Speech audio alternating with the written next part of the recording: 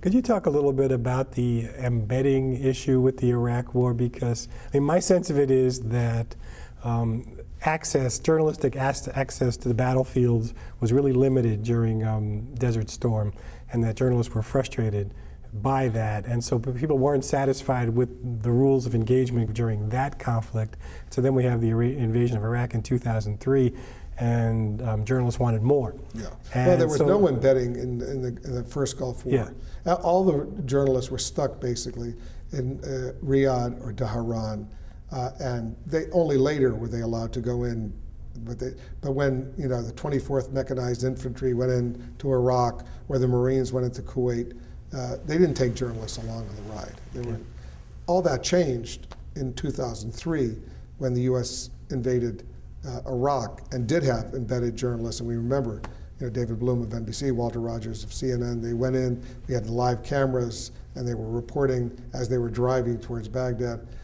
So I was in Kuwait at the time, anchoring our coverage for 4 or 5 weeks before the actual war started, and then during the war. But it was a very different situation. Was it perfect, the embedding arrangement? No, it wasn't perfect. It was certainly a lot better than it was in 1991, when we basically had virtually no access to the front lines.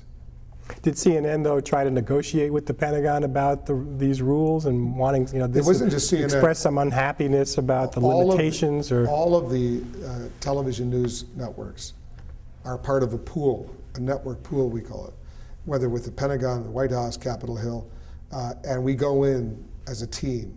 And this kind of, when you're negotiating access and rules of engagement, stuff like that, it's not just CNN, it's CNN, ABC, NBC, CBS, Fox, we all go in together, all the bureau chiefs in Washington, and they make their presentation, and they, because we have an interest, all the news organizations are having access. The government, whether the Pentagon or whatever, their interest is limiting our access. So we fight it out with them. And some administrations are more open than others. But that's just the nature of the beast, if you will.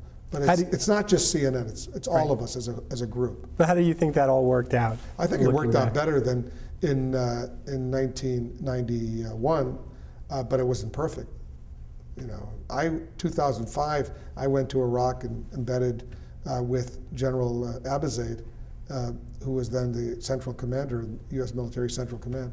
And we spent a week. We went to Mosul and Fallujah and Baghdad, all over the place. And I had access. Did I have access to everything? No. Were there classified meetings that he went into with his generals? He said, you have to stay out? Of course. I understood that. But I did have access to troops in areas that I wouldn't have had access to otherwise. If I would have just, flying into Baghdad, I'm going to see what I can see.